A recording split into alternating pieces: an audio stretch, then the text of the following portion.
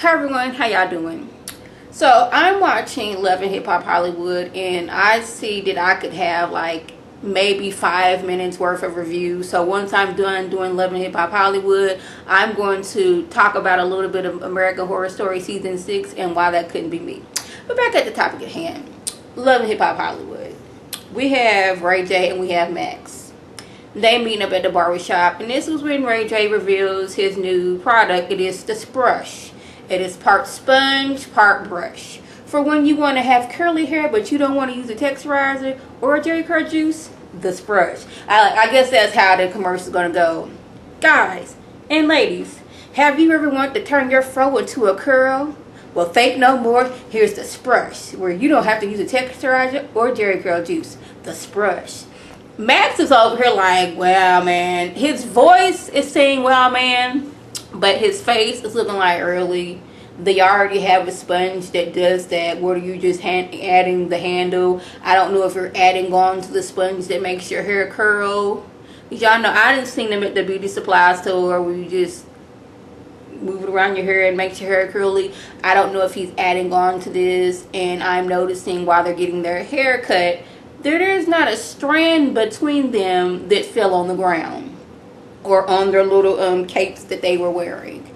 I'm looking at the man who was cutting Max's hair after he had it braided, and the man is like a good inch away from his head. Now, Max's hair is not that long, but I guess like if we're going to revealing Ray J's new Sprush, that we have to be at the barbershop. Like, this is a barbershop, you get your hair cut right there. So the Sprush is like the best place to do it. The lady that's doing Ray J's hair, like she's cutting, but I'm not seeing any hair being removed. So I guess this was like, we're going to put this scene together. Dude in the back, we're just going to act like you're cutting my hair, but you're not really going to do that. And we going to pay you like $100 so you can pretend to cut my hair so we can get this scene together. So I was wondering how long it was going to take them to reveal what Tia Marie's storyline was going to be. Because we've had 6 episodes before this, and she's been supporting everybody. Just being a supportive cast member. Like, we have Big Lyrica and Mama Pam. They didn't have their own little storylines of, like, we can't stand each other. We like our kids, but we don't want our kids with that other person. We had the girl that was sleeping with Willie. She didn't have her storyline like, I'm a rapper. I done did this diss track for you that I was cheating with your man. I've been all up in confessionals. But Tia Marie hasn't been doing that, and I was like, when is she going to have a storyline? And I mean, I didn't want her to get her storyline to be her possibly going to jail, but she tells Nikki Baby and her ex-roommate that, hey, I could be going to jail.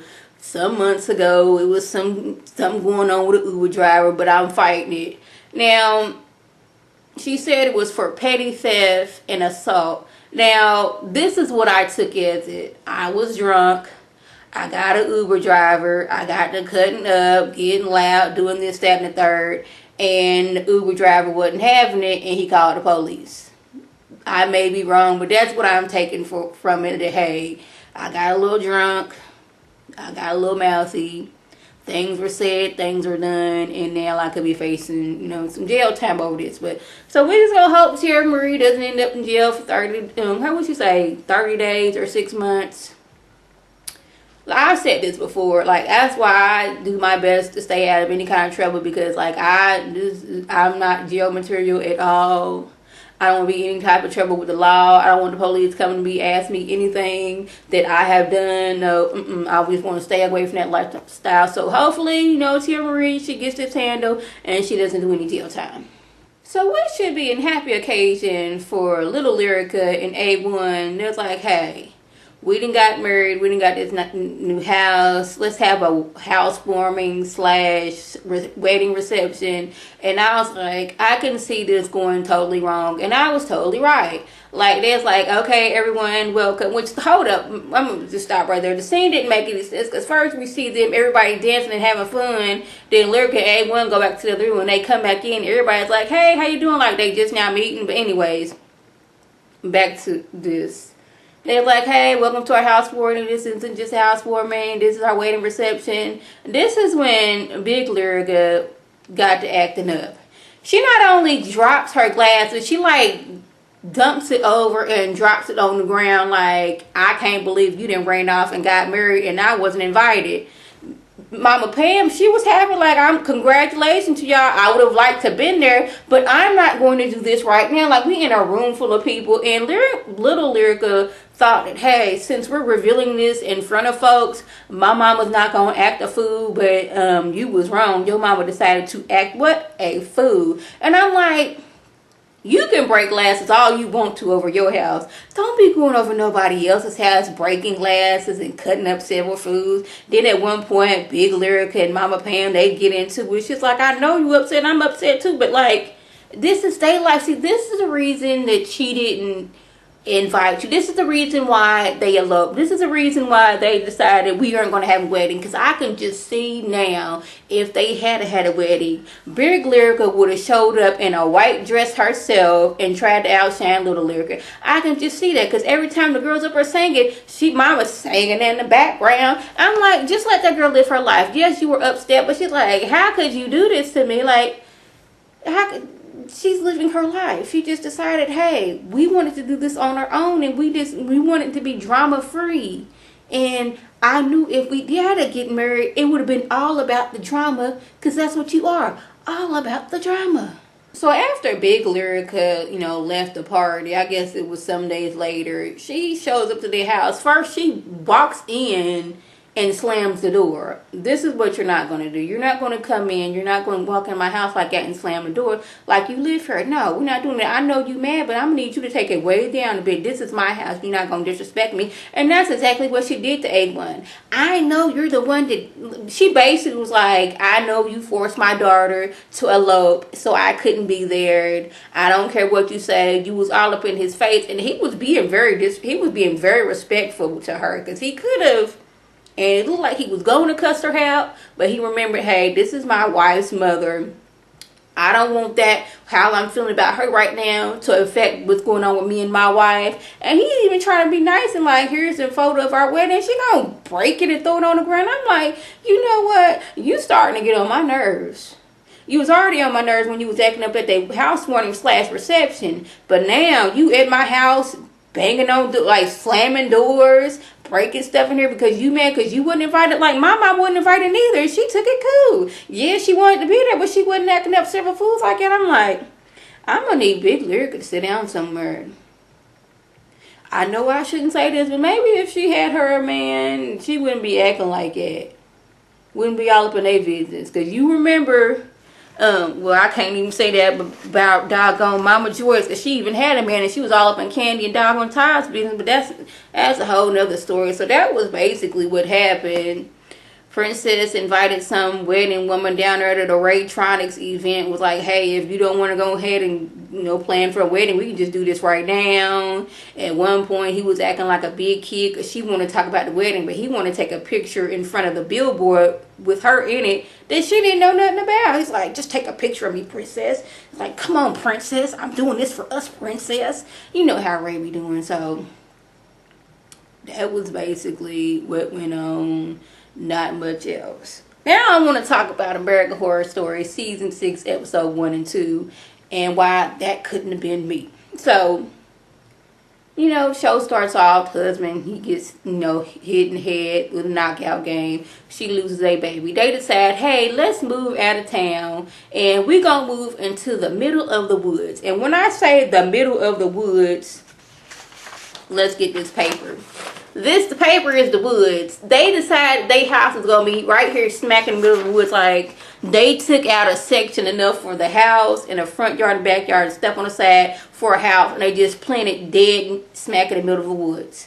That's one thing it would not be me, because I'm not going to be surrounded by woods like that. I need to see my neighbors.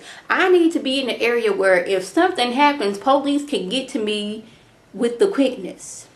I need area brand. I don't need to be all woodsy. Second thing is, this is an old house and it looks creepy. Never mind the fact that this house is gonna need a lot of work. This house looks like it done seen some things, and not in a good way. Like, where I'm from in Indiana, there is downtown, that's where, like, back in like the early 1900s, where the rich folks lived at, had these big old houses. Well, now these people, like, we can't afford these big old houses. We gonna renovate them and turn them into apartments. even now those houses just look creepy. Like, I don't even like walking down those streets because they just look creepy. And this house is giving me all that creepiness. That's another thing why that couldn't be me. Number 3, if it's just me in my husband's house, I should not hear any other voice unless it's the TV. And I know the TV wasn't on. Number 4, if I'm in my hot tub taking a nice soak, I should not feel somebody's hand on my head trying to drown me if I'm the only one at home. See, that couldn't be me. Like, all these things is telling y'all that y'all shouldn't be here. And then she driving down the street and hits doggone, what is her name? Kathy Bates. Now, you didn't hit this woman and you didn't see her get up and walk away. Clearly she was fine and she didn't need any assistance, and she didn't need you to follow her into the woods, because a person is hurt and they gonna be on the ground. They not gonna get up. She didn't even dust off. She just got up and walked away. See, me, I would have been in my car calling 911, telling them where I was. Like, look, I just hit a woman and she done walked off into the woods, and I'm not trying to just be like a hit and run type of situation. I'm not going into the deep of the woods. And like, they so far out in the woods, there's no street lights. So she takes it upon herself, let me go out into the woods. See, that can't be me. I'm not going into the woods for nothing. I don't care if it's broad daylight. I'm not going into the woods. So she goes out to the woods looking for Kathy Bates, and comes upon some kind of ritualistic thing going on. She falls, the ground is moving up and down. Episode 2, she's seeing them doggone roast some man over an open flame because he done did something wrong. They done saw her.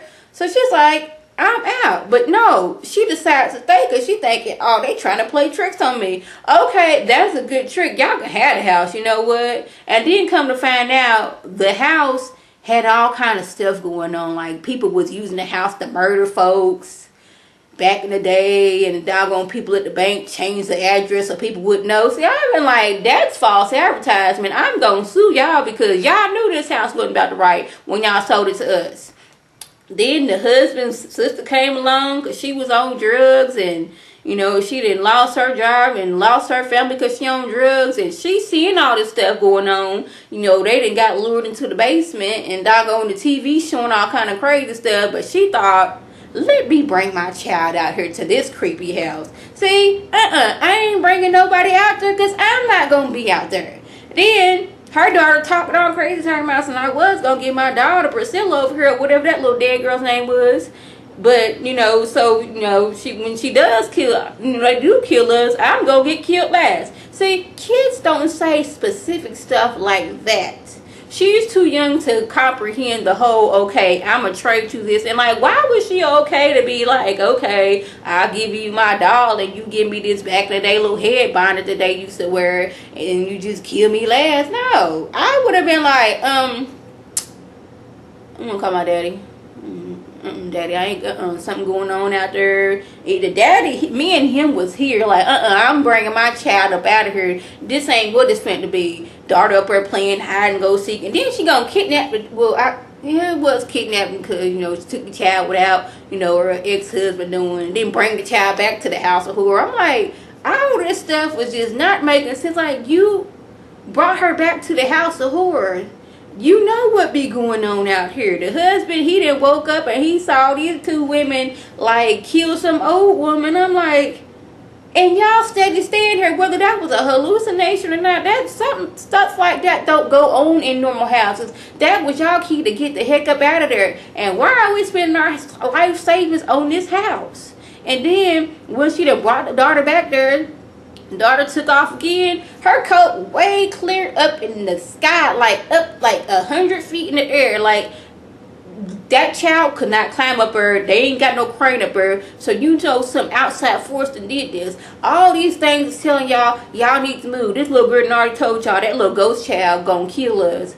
And like, she already, like, the ghost child trying to tell them, like, okay, I'm trying to warn you right now. Y'all need to get about this house. But your family's too dumb and they want to stay here because they think this is all ha-ha and ain't nobody gonna do nothing. This house been seeing some things. Get out. It's like all these sense, like, this just could not be me. I'm not going to review American Horror Story.